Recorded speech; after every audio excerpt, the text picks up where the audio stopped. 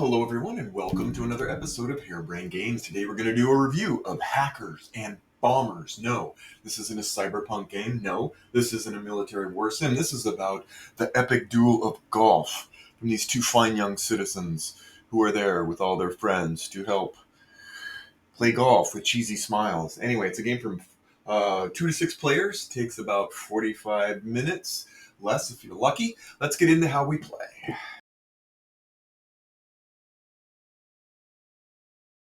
Alright, let's go over what comes inside Hackers and Bombers.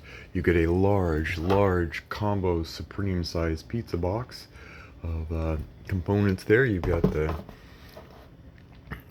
old school tray. You've got instruction sheet, which gives you a few little, it's very small but very wordy. You get the 9-hole golf course that you're going to be experiencing. Starts here with par 1, 2, 3, etc. all the way to par 9, and then you are done. You get golfers in one of 6 colors. These golfers telekinetically swing their clubs because there's really nothing, there's a hollowness inside them. Hollow in one. But yeah, these 6 colors, you're going to get 6 sets of dice. Don't worry about the colors. The colors they overlap, but there's no, yeah, a long story. You get the board, you get the dice. Each dice maps to a different character, and there are 6 characters, and these characters all have a different set of stats and skills. Rick Ringer, for example, you can tell they give kind of a summary at the bottom of the attributes, and then you get the idea of which dice he's going to roll, because he'll get the green die because he's green, Betty will get the blue, Harry will get the yellow, etc. Each one of these, again, has different stats and attributes. You also get a set of standard die for the rough, so if you wind up in the rough instead of the fairway, you're going to roll these dice instead of the other dice that you get for your custom character. Also, there are hacker cards. These are rubber band cards for people who are behind. They give you the ability to do some nasty deeds to others or manipulate the system to make yourself better. You can automatically hit a bomb, which we'll explain later. That's not really a golf term per se. That's as well known as some of the others. Character swap. Swap a character. Again, like foot wedge. Move from the fairway to the fairway, or the rough to the fairway, green to the fairway. Again, steal another card, which is a little odd. Auto bomb. Yeah, so you can see you'll get some of these, and you'll get those when you're behind, because that's the only catch-up mechanism this game could muster. And you're going to get a score sheet, and that's it. That's what comes in the box. Let's get into an example of play.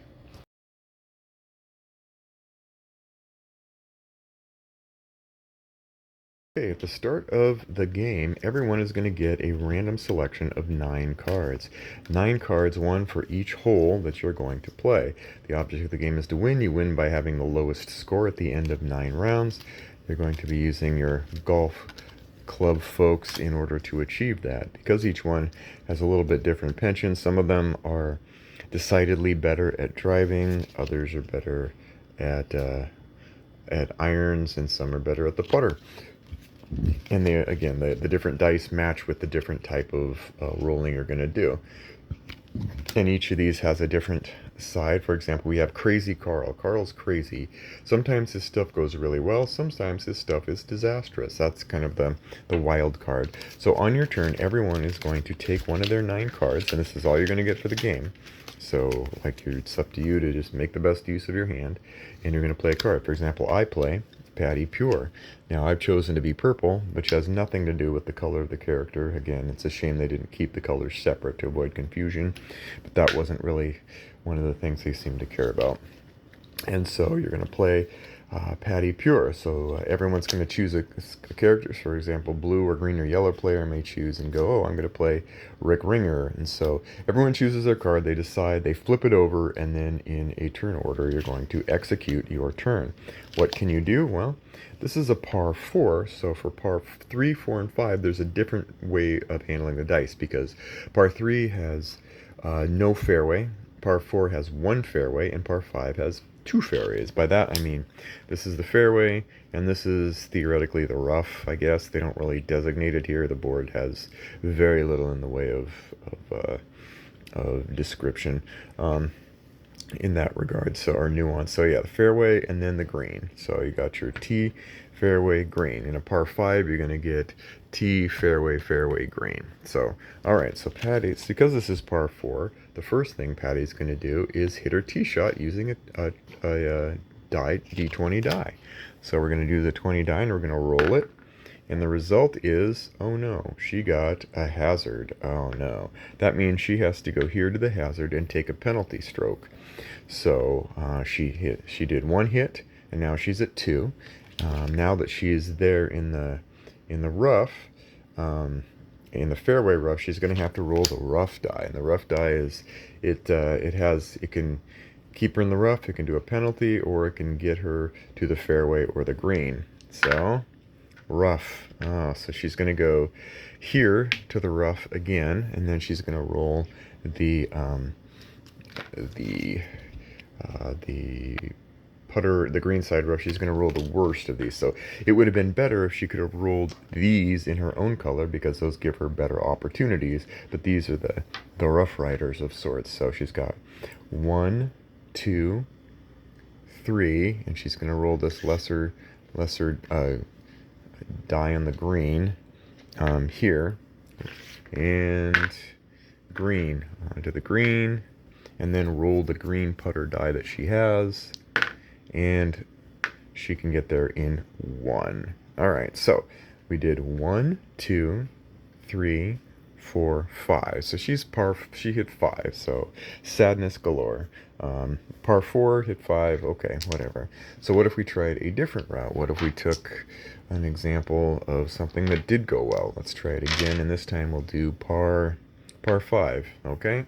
So now I have to pick a different character, and so let's do Harry Hacker. Harry Hacker is, well, because it's par 5, he's going to start with his 20, and so he's going to be yellow. He's going to roll the dice. Rough. Let's pretend that didn't happen. Let's pretend that didn't happen. Let's pretend that didn't happen. Fairway. Alright, he gets to go to the fairway. Yay. Now he's on fairway 1, so we look and go, okay, you're on the first fairway. Now you're going to use your d20 again. Oh, rough. Let's pretend that didn't happen. Let's pretend that didn't happen. Let's pretend that didn't happen. Fairway. Look at that. He's already almost to the green in only 2 shots. So now we go, okay, 12. So now we switch to the 12-sided die. And he gets to the green in 3 shots. Now he's going to roll his dice. And, oh, 4, 5, 6. So even though it was par 5, he didn't do any better than anyone else.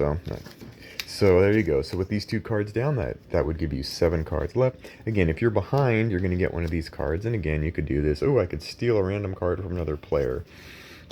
You're going to do this for 9 rounds, and then you're going to tally up the scores and see who won. And that's Hackers and Bombers. Let's get into my final thoughts. Okay, final thoughts on Hackers and Bombers. As always, we go through the cons first, then the pros, then the final thoughts. But we're going to do it a little different today. We're going to go over the pros first, and then the cons, and then my final thoughts, which I think you can probably guess where it's going. First off, let's go over the pros. The dice are, they're solid. They're plastic, and they're good, and they're colorful, and that's nice. They didn't throw up when I rolled them. So that's good. That's always a good sign for dice. And they weren't made of radioactive material, hopefully, to my knowledge. That's the pros. All right, let's make this quick. Let's get to the cons. First off, let's just begin with the stage presence, the component, the presentation, everything, and it's just tone deaf.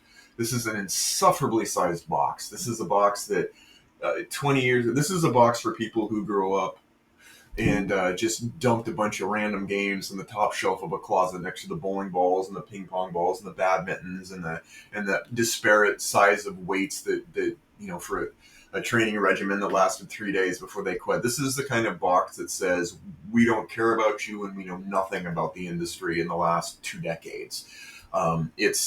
It just is. It's just awkward and wrong. I mean, I complain about pizza box sized manuals, but to have a giganto combo pepperoni pizza sized box with precious little reason for it is beyond me. It's just tone deaf. The rules are little. I mean, you've got this big box, and your rules are this big, very tiny print, which whatever. Um, but there's just no. It details it great. Okay, if you're on the tee, if you're on a par four, if you're on a par five, and this was rolled and that is rolled, there's all these kinds of things, and that's great. Thank you for that.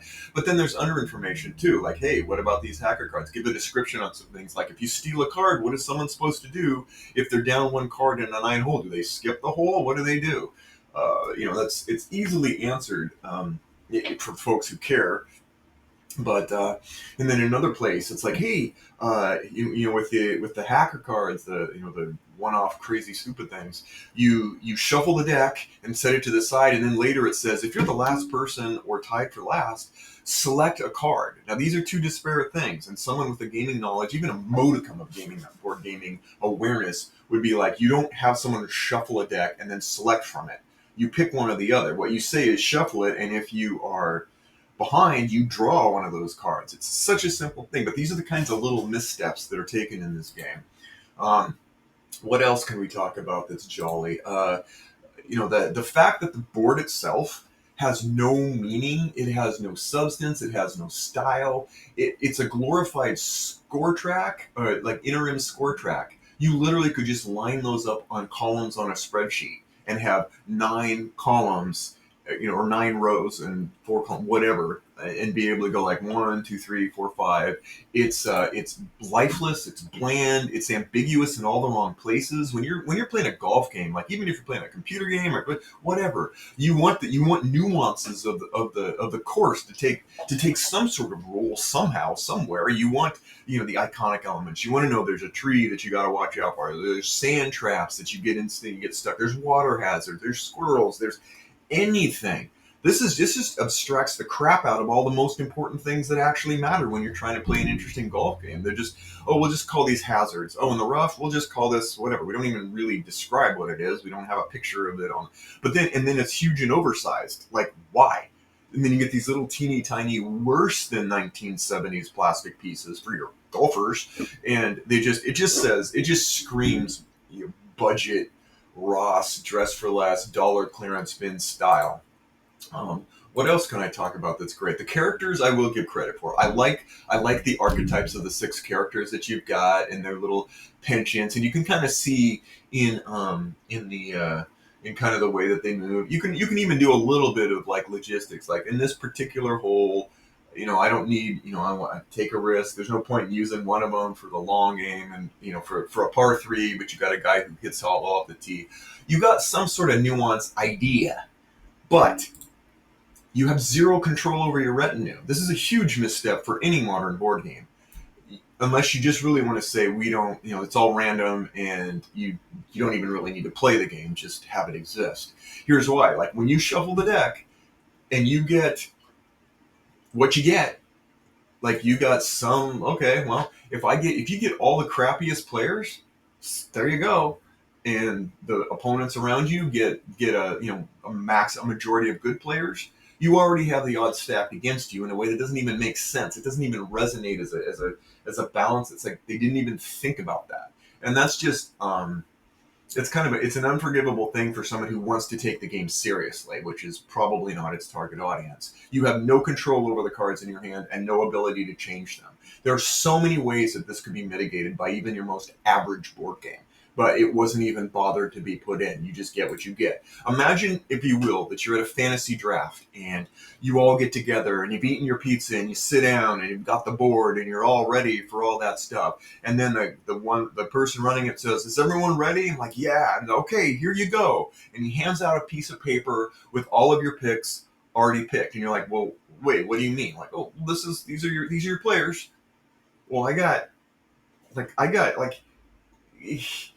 yeah, he's he gets Lamar Jackson 5 times, and I get Ryan Leaf 5 times. I'm like, yeah, well, have fun. That's how it feels when you have this sort of silly. It's inconceivably bad for someone who wants to take this game seriously. I assume that was the intent, but even that is an assumption I probably shouldn't make. The other thing is there's no game. And that's the thing that just really stops it cold. There is no game. You have absolutely no agency in this game other than to pick a card you didn't even get a choice in selecting. You get a small window of time when you're like, okay, I've got these 9 cards. Some of them are good, some of them are not. And you could always go, well, shuffle better and stuff. But no, that's not how it works. That's not, you don't leave that to chance when you're trying to make a game that has some substance, solidity, and intelligence. So you pick and go, okay, well, I'm going to pick this card. It's all just, which dice to throw and roll, and okay. And that's it. Everybody picks their card at the same time. And, barring the interrupts of the hacker cards, which we'll talk about shortly, that's it. Then everyone goes around the table and they roll their dice, and what happens happens. There's nothing else you can do. There's no point. You literally could all just lay cards down, walk away, watch a show, grab a drink, eat a bran flake, do whatever, and pay some kid $1 to just go in and roll a die, roll a die, roll a die, roll a die, and then you come back and go, okay, who won? He did. Like, okay, that's how little it matters in this game.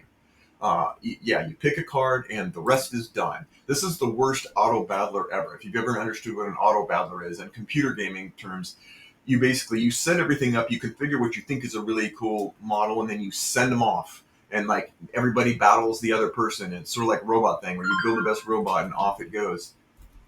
This is the worst ever because you have no control over the pieces. You have no control, and you have basically a marginal little sliver of time over what happens, and everything else happens. This is probably the game where it has a vertical slice of games for 2 to 6 of time for 2 to 6 players, but 90% of the game is a 0 to 0 player experience. Really? Yeah, it's like pachinko, but you don't even get a chance to pick where you're going to drop it. It's just awful. So, and the hacker cards, that's the mitigator. That's some people, like, the balancing, the catch-up mechanism, or whatever. Except it's so random and tangential. It isn't. It's if you have to rely on that to try to provide balance, your game sucks to begin with. And it's. I'm sure the intent is to provide this rubber banding Mario Kart moment, like, oh, there's behind, oh, I can shoot him, oh, I can throw a banana behind me. Except all of these are just find the designated loser who's already behind the 8 ball, and then give them agitation points. Maybe it'll catch him up. Oh, I'm gonna, like, it's really unfair and just crap.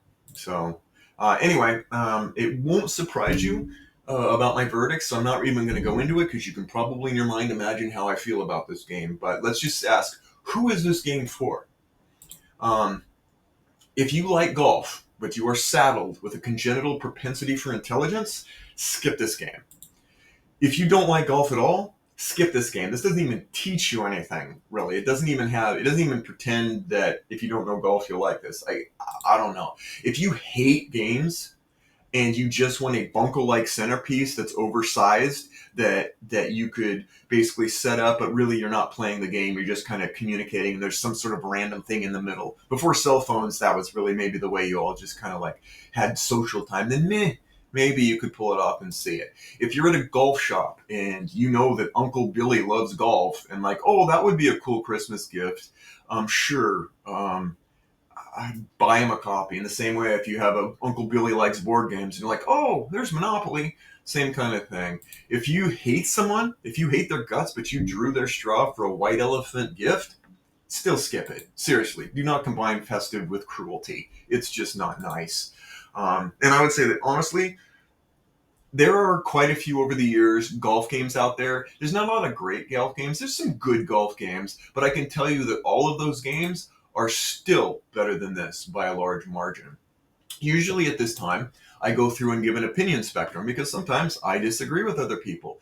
There is no Board Game Geek entry. There is no information or anything. There's almost nothing on the official website at all. Matter of fact, there is nothing on the official website at all. There's no presence for answering questions or clarifications.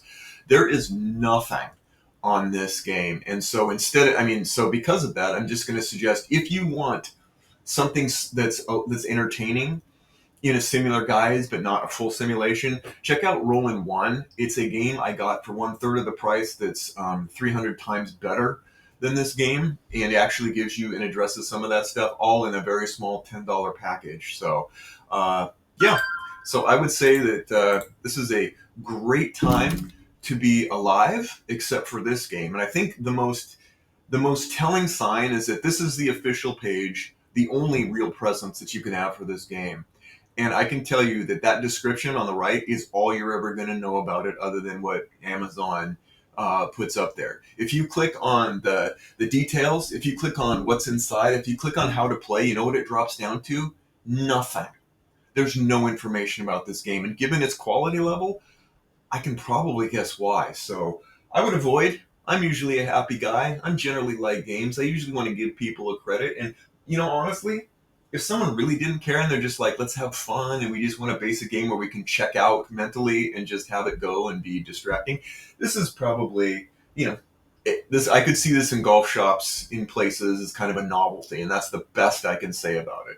Otherwise, avoid this like a plague and find a real golf game that at least cares about you as a purchaser. So that's it.